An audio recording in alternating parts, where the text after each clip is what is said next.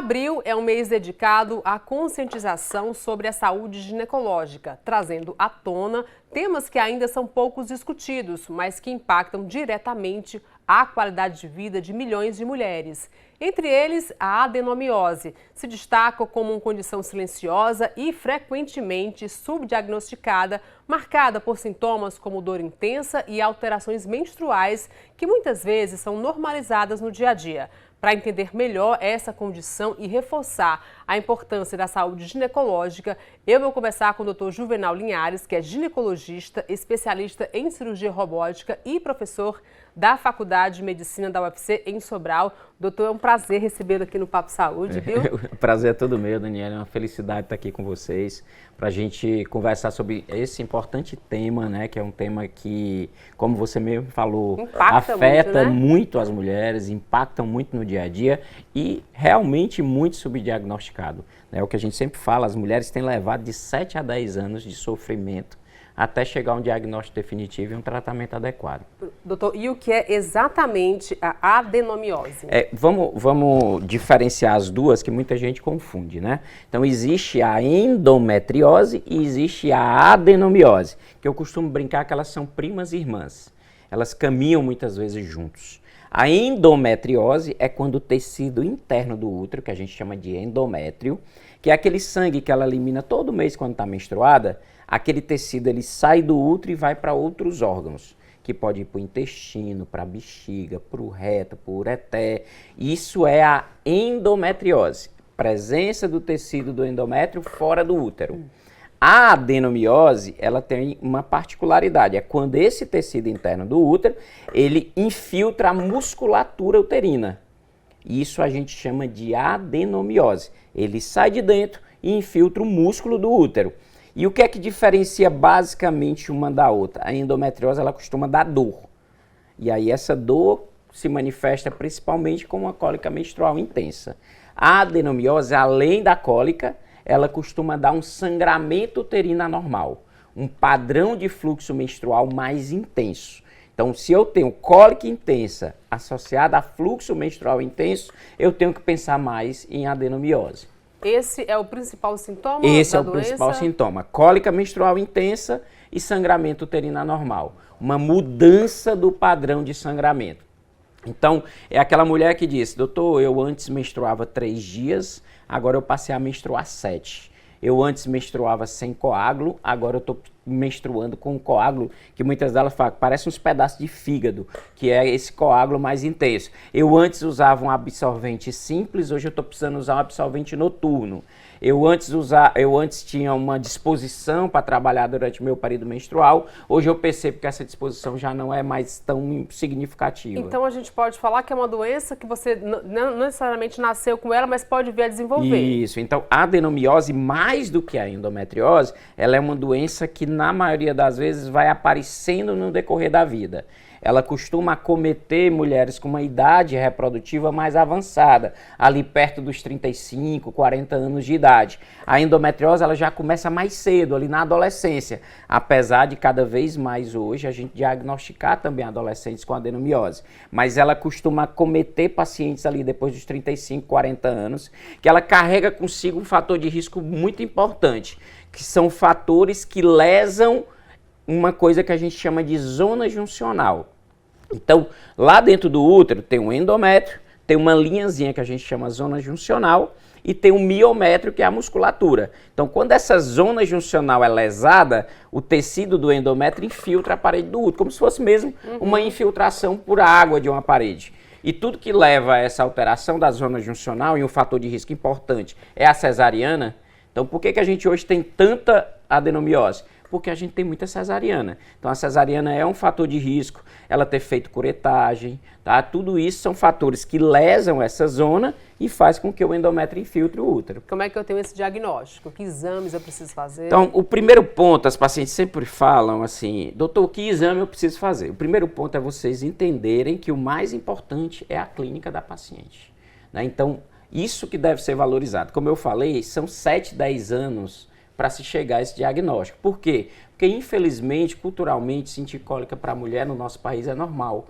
O machismo, a falta de empatia, tá? A falta de escuta. A mulher vai e passa por vários profissionais. A endometriose e a adenomiose, eu costumo brincar que é a doença dos 7 erros. Ela passa pelo menos 7 anos e ela passa por pelo menos 7 médicos. E ela vai contando a história e dizem para ela, isso é normal, quando casar Sara, quando tiver filho passa, e quando começar a ter relação você vai perceber que vai melhorar, e ela passa anos a fio esperando que isso melhore. E nunca melhora, e só nunca piora, melhora, né? só piora. E muitas vezes é diagnosticado no estágio mais avançado. E o exame, então, a grande maioria da adenomiose, como ela é uma doença da musculatura uterina, um ultrassom transvaginal bem feito consegue diagnosticar. Além do quadro clínico, um ultrassom transvaginal bem feito. Aí por que se demora tanto se um ultrassom transvaginal simples pode diagnosticar? Porque a adenomiose, por exemplo, diferente do mioma, que é um tumor benigno do útero, ele faz com que o útero cresça. E aí você mede o tamanho do útero, você vê o útero grande, você vê uma bola lá, que é um tumor, coisa que na adenomiose não tem. Então, os achados da adenomiose são achados mais sutis na musculatura do útero.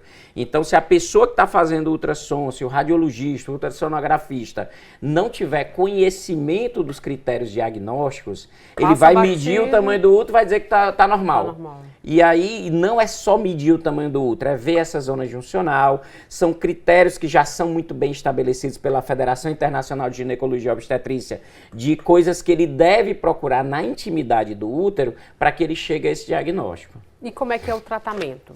Então, o tratamento a gente pode definir assim. Existe um grupo de mulheres que vão diagnosticar adenomiose no exame de rotina e ela não tem nada, que é o que a gente chama de pacientes assintomáticas. Essas pacientes sem sintomas não precisam fazer nada.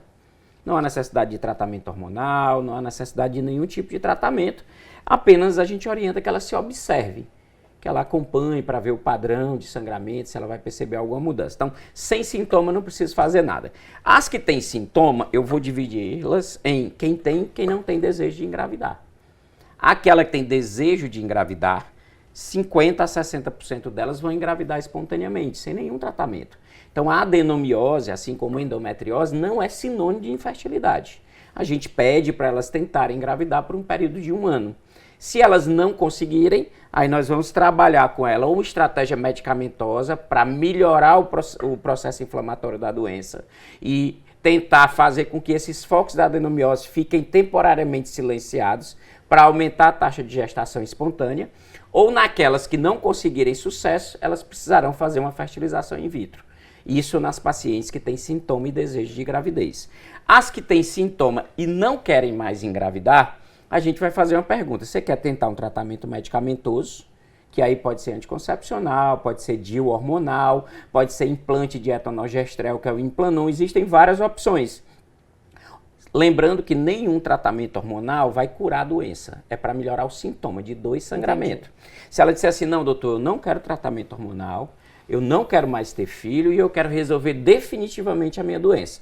Aí a resolução definitiva da adenomiose é com a retirada do útero, que é a esterectomia, hoje preferencialmente por vias minimamente invasivas, que é por cirurgia robótica ou por cirurgia laparoscópica. Aí ela vai ter a cura definitiva. Não, é uma cura bem drástica, bem né? drástica, isso. Por isso que tem que ser para esse perfil. Infelizmente, hoje, existe algumas tentativas, mas pouco se tem ainda de tratamento conservador da adenomiose, de retirar só os focos e preservar o útero. Existe ainda alguns estudos em andamento. Quando você tem adenomiose, que a gente chama de focal, uma área específica que você consegue tirar, mas a grande maioria das adenomioses são difusas. Elas ocupam mais da metade do útero, tá? Então, para quem quer engravidar ou para quem quer preservar o útero, eu costumo dizer que a adenomiose é pior do que a endometriose. A endometriose eu consigo tirar toda ela, tá? Mas a adenomiose muitas vezes eu não consigo, porque para tirá-la eu vou precisar tirar o útero. Entendi. Vamos falar de uma maneira específica, de uma maneira mais geral, sobre a saúde ginecológica, de uma maneira geral. Com que frequência as mulheres precisam visitar o ginecologista? Então, assim, a ida ao ginecologista, ela precisa ser a partir do momento em que você iniciar as suas menstruações, né? Então, normalmente a gente fala na menarca ou até um pouco antes. Menarca é a primeira menstruação. é importante que a mãe leve essa adolescente para orientação sobre padrão de ciclo menstrual, para orientação sobre contracepção, para orientação sobre saúde reprodutiva, para orientação sobre saúde sexual. Então, o ginecologista, ele tem essa possibilidade de orientações, mesmo que essa adolescente, porque a pessoa acha, não, só vou levar no ginecologista quando ela começar a ter relação sexual. Isso não é verdade. Até porque muitas vezes quando ela leva, quando começou a ter relação, muitas vezes acaba levando um adolescente com a gravidez indesejada, porque não passou por uma orientação adequada, não teve uma orientação contraceptiva, não foi orientado. Então a gente quer deixar esse alerta para a mãe de adolescente, que muitas vezes a gente vive ainda no país de que falar de sexualidade ainda é tabu. Acho que está estimulando. Está estimulando, isso não é verdadeiro.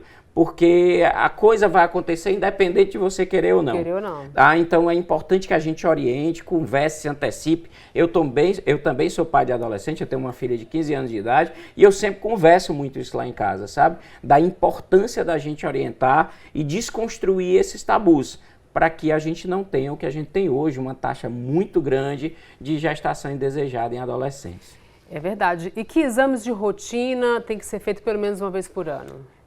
Existe o que o Ministério da Saúde orienta, que é a prevenção do câncer ginecológico, né, que é a prevenção do câncer do colo uterino. O Ministério da Saúde orienta que essa prevenção deve ser iniciada aos 25 anos de idade e que ela deve fazer anualmente até os 70 anos de idade. Hoje, em serviço privado, na maioria das vezes, o que a gente orienta é: iniciou a vida sexual, inicia a tua prevenção do câncer ginecológico. E por que a vida sexual é um fator importante nessa decisão? Porque o câncer do colo uterino, que é o que o Papa Nicolau, o exame de prevenção, consegue detectar precocemente, ele é uma doença transmitida por via sexual.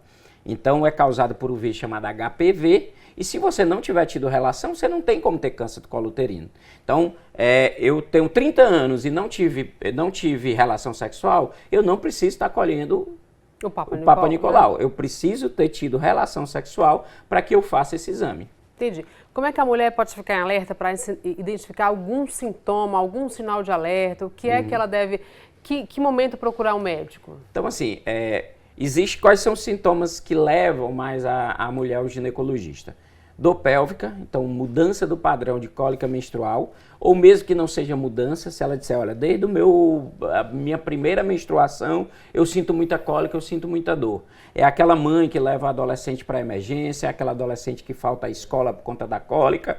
Às vezes a mãe até nos pergunta assim, né, como é que eu sei que a minha filha está falando a verdade? Ou como é que eu sei que ela realmente está sentindo aquela dor, que ela não está querendo me enganar, está querendo faltar à escola. Eu costumo explicar que o adolescente ele tem uma particularidade. Essa particularidade se diz respeito à vida social. Então, se aquela adolescente faltou o aniversário da amiga, não quer ir ao shopping, se isola dentro do quarto, esse adolescente está falando a verdade. Tá? Então, e o adolescente muitas vezes manifesta a dor dele através desse tipo de manifestação. Outro ponto é sangramento menstrual intenso. Tá? Então, mudança do padrão de sangramento ou sangramento menstrual intenso. Como é que eu sei que ele é intenso?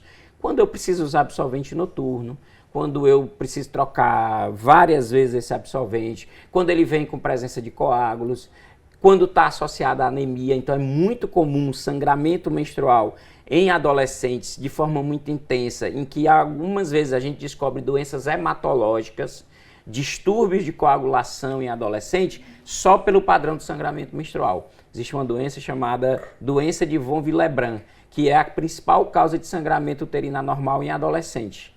Que ela não tem nenhuma doença no útero, que ela não tem nenhuma doença no útero, mas ela não consegue ativar os fatores de coagulação quando ela está menstruada para o sangramento parar. Então, se você perceber essa adolescente com fluxo menstrual intenso, outro sintoma muito comum de ir ao ginecologista é corrimento vaginal. É normal que a vagina fique um pouco úmida, é normal que, normalmente a mulher avalia o corrimento pelo fundo da calcinha, então tem um corrimento branco, amarelado, desde que não tenha mau cheiro, desde que não tenha coceira, isso faz parte do processo fisiológico. Vai ter períodos do mês em que ela vai perceber que esse fluxo é mais abundante, como por exemplo no período ovulatório, e vai ter períodos no mês que ela vai perceber que esse fluxo é menor, que é quando ela está no período pré-menstrual. Mas percebeu mudança, mau cheiro, odor, ou durante a relação sexual, sentiu dor para ter relação, sangramento na relação sexual, tudo isso são sintomas que devem fazer você buscar ajuda o quanto antes. Entendi. Doutor, a alimentação, ela tem algum impacto na saúde ginecológica? Total, tá? Eu costumo sempre falar para minhas pacientes que a alimentação e a atividade física é melhor do que remédio. Tá? A gente quer sempre assim, doutor, me passe um comprimidinho, né, e não quer fazer a parte. A minha conversa com minhas pacientes é sempre essa. A minha parte eu vou fazer aqui no hospital, o restante aqui na clínica ou no consultório, o restante faz parte do seu processo fazer em casa. E muitas vezes eu tenho que chamar a família toda. Por quê? Porque não adianta eu ter uma geladeira com frutas e verduras e o meu filho ou meu marido está comendo pizza e sanduíche. Pizza e sanduíche é muito mais gostoso. Mas a gente sabe que são alimentos inflamatórios, que interferem em várias das doenças ginecológicas, interferem na síndrome de ovário policístico, interferem no mioma, interferem na adenomiose, interferem na endometriose. Eu sempre falo, eu posso comer uma pizza? Você pode comer, mas você vai perceber, é igual quando a gente opta por tomar um porre. Eu sei que no outro dia eu vou ter dor de cabeça. Mas eu prefiro pagar o preço. Então muitas fazem isso. Eu vou comer, eu tenho endometriose, eu tenho adenomiose, eu vou comer minha pizza e meu sanduíche. Tudo bem, você come, mas no outro dia você vai olhar para sua barriga e você vai achar que está grávida. Por quê? Porque existe hoje uma relação muito imbricada, muito próxima entre a parte ginecológica e o intestino. Isso cada vez mais a gente está trabalhando isso com as mulheres. E o que é que acontece? Dentro do intestino, antes a gente não valorizava, mas existe uma grande produção de hormônio quando esse intestino está desregulado, que é a alteração do que a gente chama de microbiota, que aí bactérias ruins começam a aumentar a produção de estrogênio, que é o hormônio que alimenta a endometriose, que alimenta a adenomiose, que alimenta a síndrome de ovário policístico. Então ela começa a ter um hiperestrogenismo porque o intestino dela está desregulado. E por que ele está desregulado? Porque minha alimentação é desregulada. E que alimentos o senhor diz para o seu paciente? Olha, não deixe de comer isso. É a fruta e a verdura? Tem alguma fruta específica? Eu sempre costumo dizer que tem 5 alimentos que tem que sair do dia a dia dessas mulheres, né? Primeiro, carboidrato, tá? Então, massa, pizza, tá? Então, tudo isso, carboidrato, açúcar, é o menos possível. Claro, ninguém vive sem carboidrato. Se for ingerir carboidrato, seja carboidrato mais saudáveis. Segunda coisa é tudo que for industrializado. Eu costumo sempre brincar, vocês precisam descascar muito mais do que abrir embalagem. Então, tudo que é salame, presunto, queijo, tudo que for industrializado deve sair. Outro, derivados do leite. Então é muito comum a associação de doenças ginecológicas com intolerâncias alimentares. Intolerância à lactose, outra coisa, tirar o máximo possível do glúten, tá? Pão, biscoito, tudo que for industrializado isso tem que ser tirado. E outra coisa é o álcool, tá? O álcool é extremamente inflamatório, eventualmente uma taça de vinho, um copo de cerveja, tudo bem, mas isso não deve fazer parte da rotina habitual. Então, esses 5 pontos principais têm que começar a sair da vida da paciente que tem uma doença ginecológica. E o que não pode faltar? É a fruta, é a verdura? Isso, principalmente é aquilo que a gente fala, o que descasque. A fruta, a verdura, a salada, a fibra, tá? A carne, outra coisa que eu sempre peço para reduzir é a carne vermelha, dá preferência para carne branca, frango, peixe, tá? Tudo isso são mais saudáveis do que a carne vermelha. Entendi. Falando de higiene íntima, que cuidados que a gente tem que ter no dia a dia? Existem nas farmácias muitos sabonetes para a região íntima, eles são recomendados? Então, assim, algumas coisas muito importantes para a mulher. Primeira coisa, ela precisa entender que vagina é uma parte do corpo como outra qualquer. Então, esse negócio de ficar lavando a vagina muito mais do que o restante do corpo é extremamente ruim. Então, eu costumo dizer, você vai lavar a vagina igual você lava seu rosto. Você vai passar uma água por fora, nada de fazer ducha vaginal, nada de ficar lá 2 horas lavando, porque quando você faz isso, você tira tudo que tem de bom, que são as bactérias que protegem a vagina. E dessa forma, evita a mudança da microbiota. Outra coisa vagina não é para ser tapada, eu não vou tampar a minha vagina. Então tem gente que gosta de usar Carefree, protetor diário, essas coisas são crimes. Então a gente deve evitar o máximo possível cobrir a vagina com produto sintético. Calcinha, eu costumo brincar que tem que ser a calcinha de algodão mais vagabunda que tem, do Mickey, do Pateta, do Cebolinha, aquela de algodão mais fina possível, para que a vagina precisa respirar. O dormir sem calcinha, E o dormir sem calcinha é maravilhoso, tá? De preferência, a gente vive num mundo muito agitado. Eu tô vendo, você tá de calça, muitas de calça aqui, dá preferência para saia, para vestido, tudo isso esquenta, tá? E algumas vezes ela acha que tá com infecção e na verdade não é. Na hora que você muda todo esse cenário, ela diz, doutor, o que eu tinha molhando a minha calcinha hoje eu não percebo mais. Então, em relação ao sabonete íntimo, deixar separado um sabonete com pH neutro, evitar sabonete com muito cheiro, tá? Posso citar alguns nomes aqui, mas evitar o máximo possível. E pH neutro. Isso, de pH neutro. E deixar um sabonete específico para a vagina. Eu não vou usar o sabonete do corpo na vagina, ou seja, eu não vou jogar aquela bactéria que está lá na minha pele, lá na minha vagina. O sabonete da vagina é da vagina. Entendi. E isso tem que ficar separado. Entendi. Doutor, para a gente encerrar o nosso bate-papo, eu queria que você deixasse uma mensagem para as mulheres, para que se cuidem mais, que se amem mais. Com certeza. Então, mais uma vez, obrigado pelo convite. Eu estou muito feliz de estar aqui com vocês. E a mensagem final, principalmente em relação à endometriose, principalmente em relação à adenomiose, que é esse mês que a gente viveu, o março amarelo e o abril roxo, não se conforme com sua dor.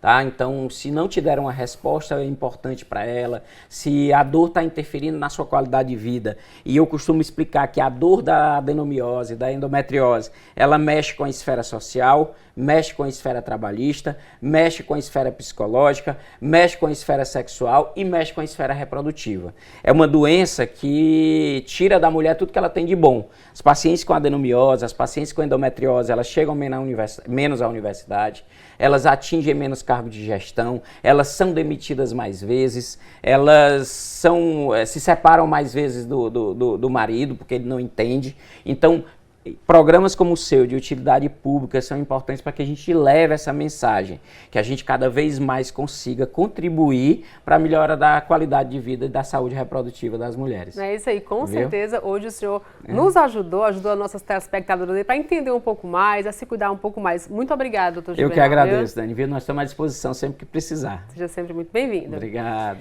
É isso. Falar sobre saúde ginecológica é, acima de tudo, um convite ao autoconhecimento, ao cuidado e à valorização do bem-estar. Ao longo desta entrevista, ficou evidente que informação de qualidade e acompanhamento médico regular são pilares fundamentais para prevenir doenças e garantir mais qualidade de vida.